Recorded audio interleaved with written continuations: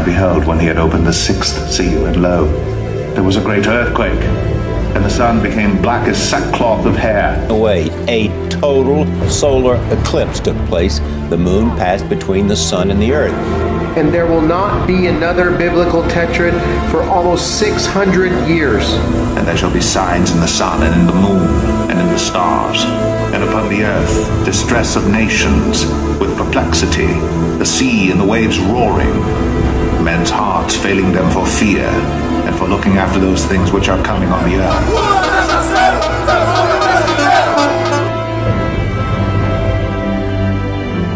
Jay! Drop it! Jay! Drop it! Jay!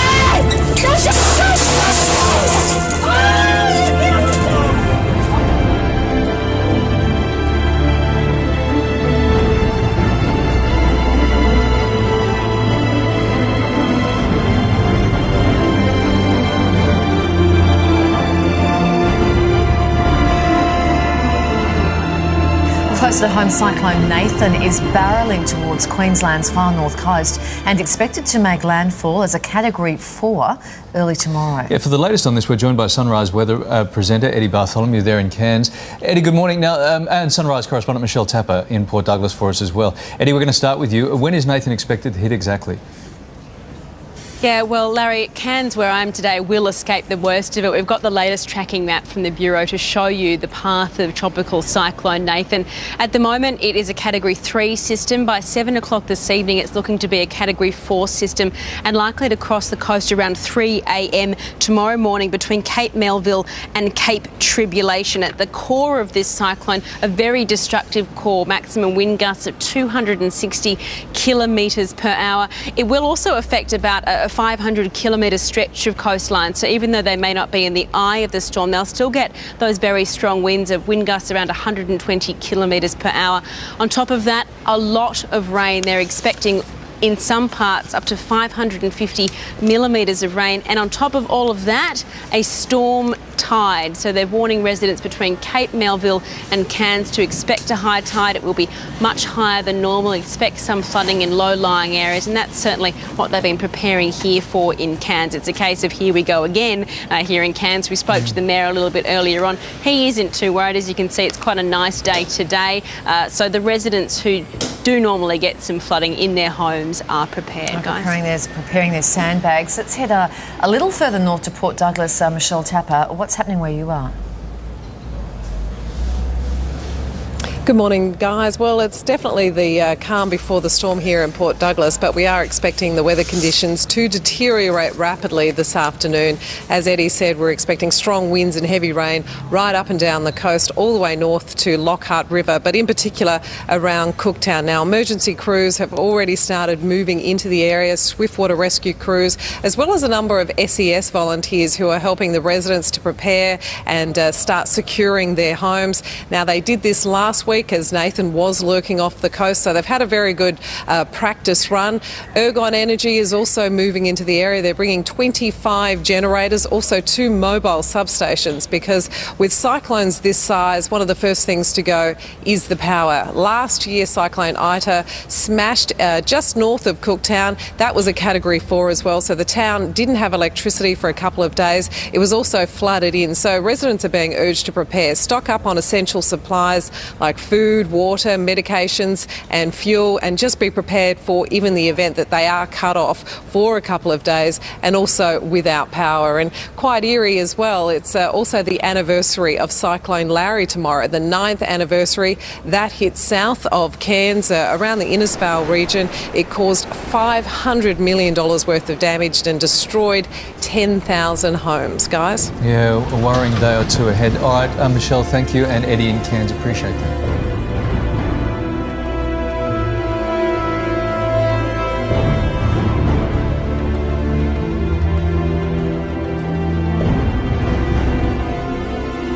Approximately 85% of the Kyrgyz population is Muslim.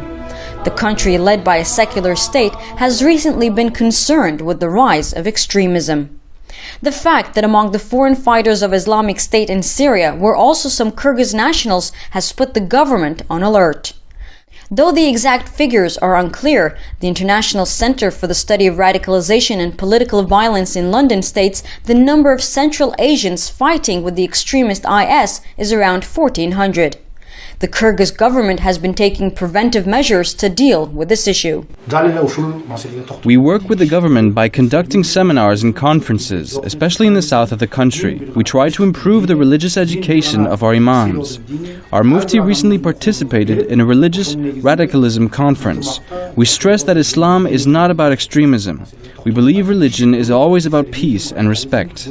Researchers are stating that there are different reasons behind Kyrgyz nationals' interest in IS.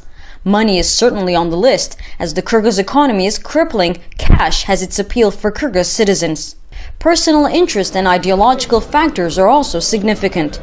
Some believe it is their duty to join the fight in Syria to become a jihadi fighter with IS. But there are other factors as well, some of them caused by the government itself. Parts of Kyrgyz society have been alienated and feel discriminated against due to state policies promoting secularism that has curbed religious freedoms. Some experts believe this has had an influence on the radicalization process of some Muslims living here.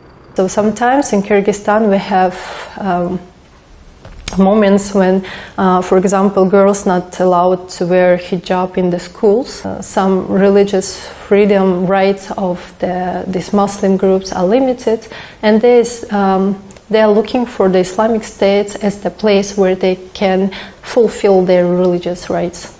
One other example is a law that prohibits people from gathering inside households and studying religion together, one that especially negatively affects women who prefer studying at home rather than going to a mosque.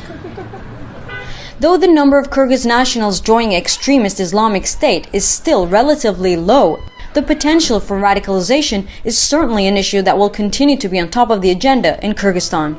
Michal Bardavid, CCTV, Bishkek, Kyrgyzstan.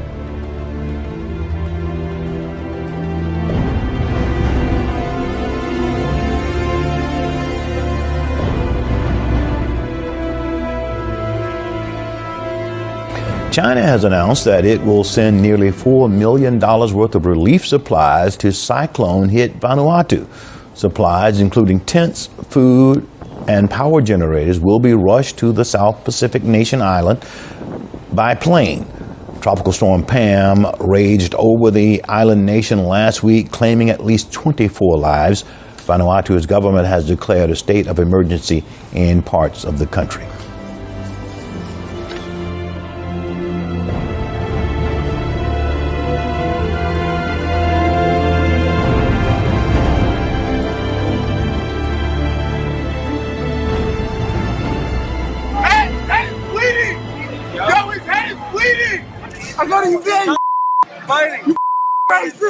A disturbing scene on the sidewalk. Just a few feet from the University of Virginia campus, Martise Johnson, a 20-year-old UVA student, is pinned to the ground by agents for the Virginia Department of Alcoholic Beverage Control.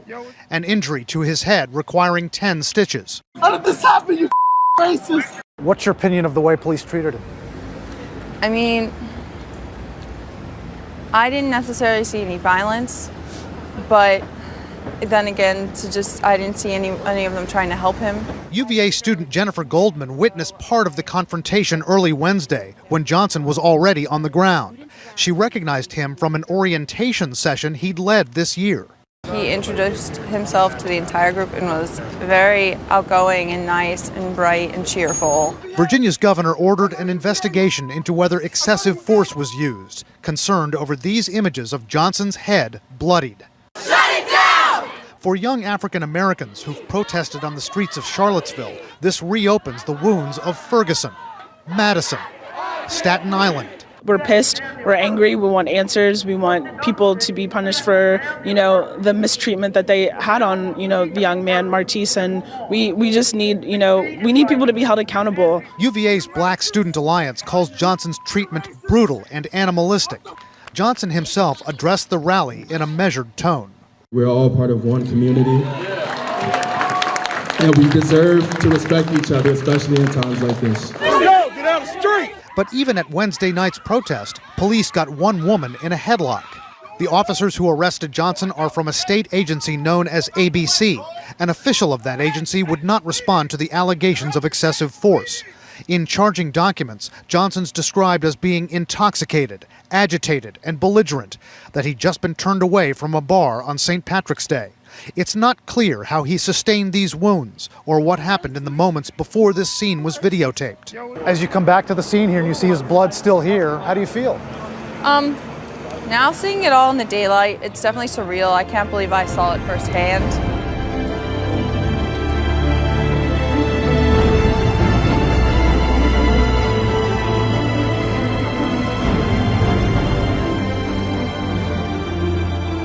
Large parts of England will see pollution soar today. Parts of the southwest, London, the southeast and the Midlands can expect moderate to high levels. But Wales and the north will be worse hit with high level 9 out of 10 forecast for Doncaster in South Yorkshire. Air pollution is typically caused by emissions from factories, farms or burning of coal and oil. But one of the main contributors is traffic, and it's busy roads in France which have believed to have been behind this cloud.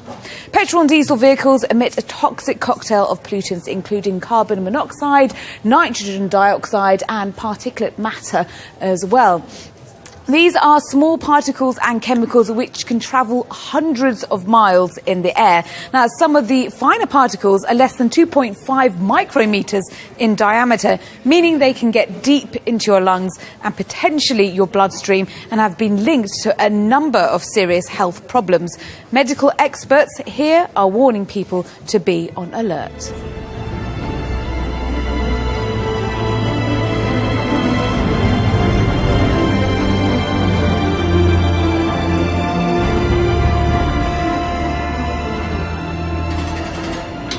Come on in here. SeaWorld's Animal Rescue Center is facing a sea lion emergency. So these are the animals that we've rescued over the past 2 or 3 days. So you can see, hi, baby. You can see their hips, their spines, their ribs. He should be about 2 to 3 times that size. Oh, wow. So that tells you how malnourished this pup is. Nearly 500 starving California sea lion pups have been brought to SeaWorld San Diego since January. So far, 1,800 sea lions have been stranded along the California coastline in the past 3 months. That's 20 times the average rate. Experts blame warming oceans, which force sea lion mothers to leave their pups behind in search for food in deeper waters. Okay, so this is our critical care unit. The sickest sea lions get immediate treatment from vets like Todd Schmidt.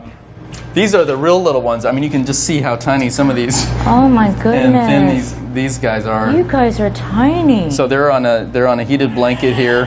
These pups are so malnourished and weak, they can't eat on their own. So they have to be tube fed 3 times a day. Recovery is more hopeful here, where pups have moved on from tube feeding to learning how to eat whole fish, crucial to their survival in the wild. This is one of the final stages of rehabilitation when the sea lions can actually feed themselves and they're competing for food. That's a very good sign, and that means they're weeks away from being returned to the wild. SeaWorld officials say the park's long history of rescue and conservation work is often overshadowed by negative news reports claiming mistreatment of animals, like the killer whales. Does that tell you something, that maybe that image needs to be projected a little bit more, that other side? Certainly, and we're working very hard to tell the story. Have we adapted over the years at SeaWorld? We absolutely have. Is it the same place it was 50 years ago? No. And will we continue to adapt and evolve? Yes. And if that evolution includes helping more animals in crisis, then that's a mission few would likely dispute. Mei Li, CCTV, San Diego.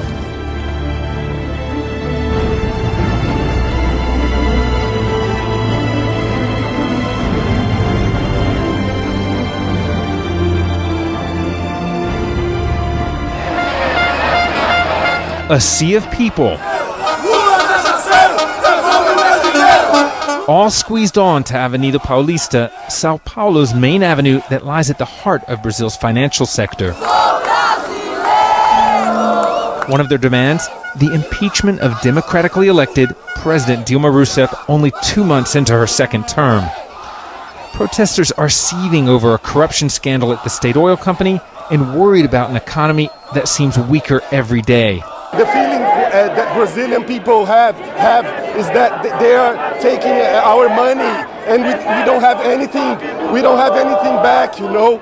Only we pay taxes and taxes and taxes, and we don't have anything back. We should just support, you know, poor people leaving everything else for us, like rising taxes, just bring, you know, not the same equal rights for everyone. Tens of thousands marched in other cities too, along Rio de Janeiro's iconic Copacabana beach, and across this massive country their calls were the same. They want the president out. Hundreds of thousands of people have come out to march here on Sunday. And ironically, it's the 30th anniversary of the return of democracy in Brazil, when after a 20-year military rule, there was finally free elections. The people marching say they're strengthening democracy, but their opponents, those in government, think this is an attack on that very democracy. There were conservative strains visible, signs calling for military intervention and rejections of communism, an ideology opponents of Rousseff often accuse her and the party of following. While the protests carried on, Rousseff's justice minister announced that the president is listening to their demands and will act on them. It's a response by a president from whom it seems many no longer want to hear.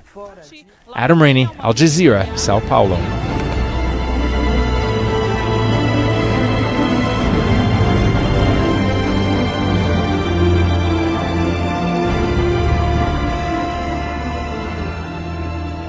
.400 people in the city have died from flu since the start of this year. The number is twice that from the same period last year. According to local authorities, there have been about 550 severe cases of influenza, most of which were type A. Of the 400 people who died, one was under 18. Vaccines are on their way. Hong Kong's Department of Health has signed purchase contract with suppliers for around 100,000 vaccines, and these are expected to arrive by the end of April.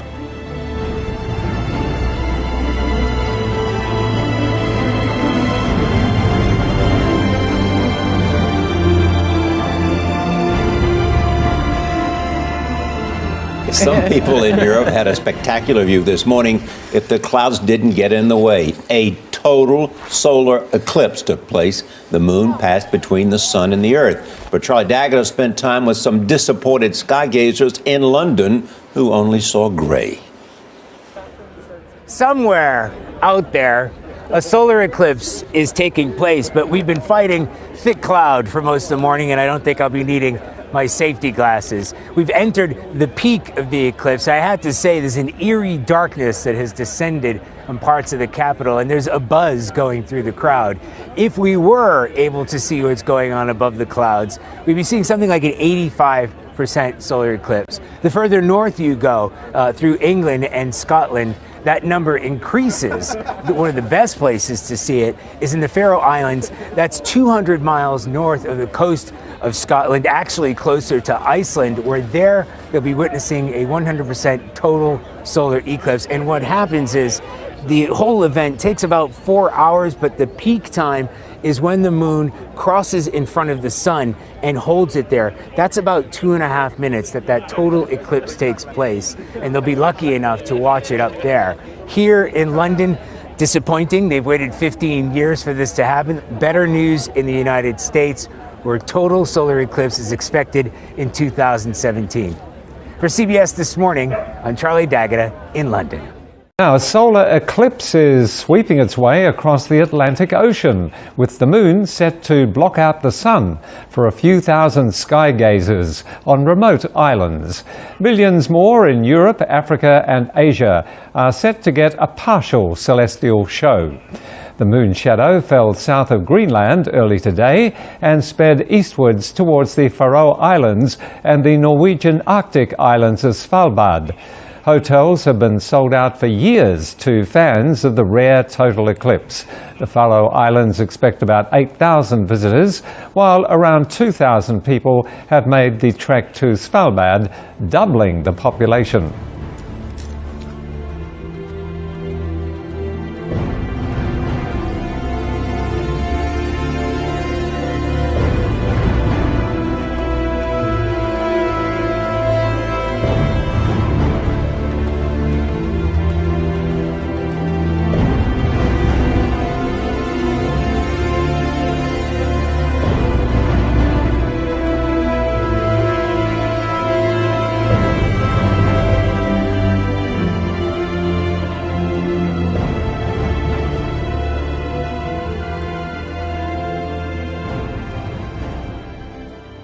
Imagine driving along the road at night when all of a sudden you see this. This happened in the Russian town of Stavropol on Monday night. ABC News reports that Svetlana Solovyova, chief analyst at the Stavropol Meteorologica, said this flash cannot have been natural. Other theories include military actions, concerts, perhaps even aliens. For now, the flash remains a mystery. I'm Matt Sampson, The Weather Channel.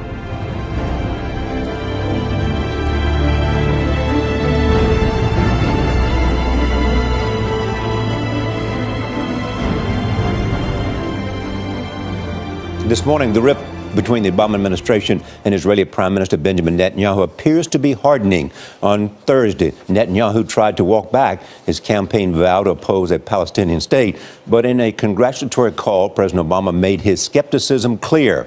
Major Garrett is at the White House, which is unmoved by the Prime Minister's backtracking. Major, good morning. Good morning. President Obama told Netanyahu he wasn't buying the Prime Minister's retraction and he would still look for new ways to achieve a two-state solution with the Palestinians. Top officials here say it will be Netanyahu's actions, not his words, that will signal if he's serious about peace.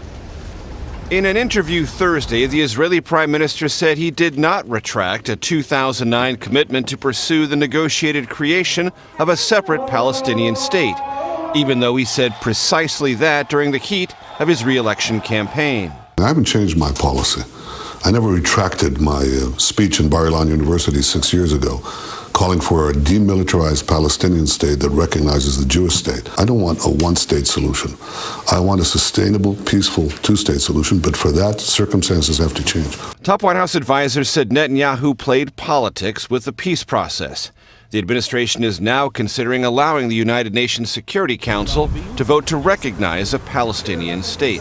Words matter, and that is certainly true in this instance. It does prompt the administration and policymakers here to reevaluate our thinking. The White House also faulted Netanyahu's Election Day complaint, designed to drive up right-wing Jewish turnout, that droves of Israeli Arabs were being bused to the polls. That cynical Election Day tactic was a pretty transparent effort to marginalize Arab Israeli citizens and their right to participate in their democracy. Florida Republican Senator Marco Rubio, a likely presidential candidate, criticized the White House for picking public fights with Netanyahu. This is outrageous, it is irresponsible, it is dangerous, and it betrays the commitment this nation has made to the right of a Jewish state to exist in peace.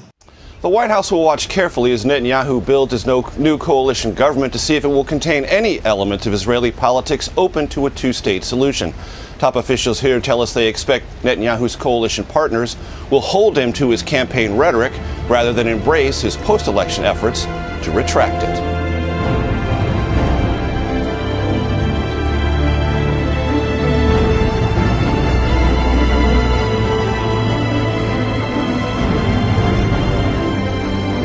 When a meteorite hits the Earth, it usually makes a crater. But when a meteorite hits snow, it creates a carrot? Southwest Russia, February 15, 2013. The Chelyabinsk meteor hit Earth's atmosphere at 40,000 miles an hour before exploding. Hundreds of fragments survived the fiery ride down through the atmosphere. But in the middle of Russia's winter, the smaller fragments didn't make the expected craters in the snow. Instead, they carved tightly packed funnels with the meteorite at the bottom, seen here on the left. And this one is a funnel dug up and turned upside down. The snow is so dense, the meteorite is still firmly in place. Scientists believe the fragments, traveling at about 260 feet per second, compacted the snow into these dense funnels.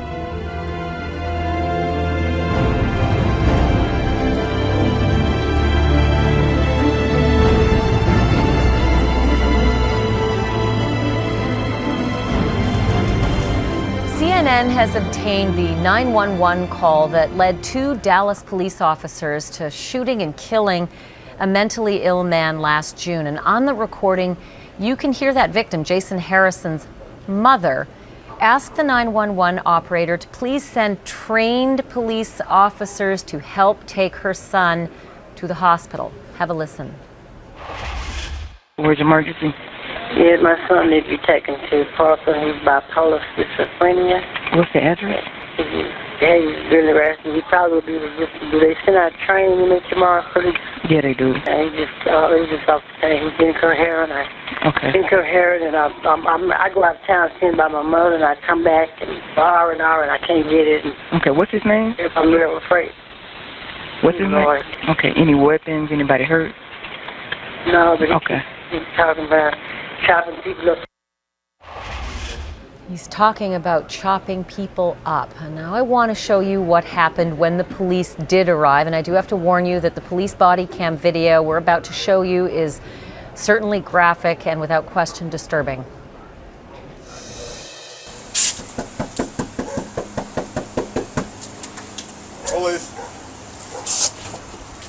Hello. What's going on? How you doing, man? What's going on? Oh, this is off the chain. Incoherent.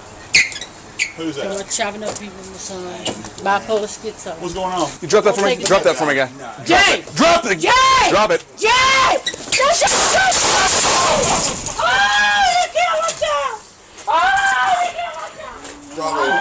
Drop it! Shots fired.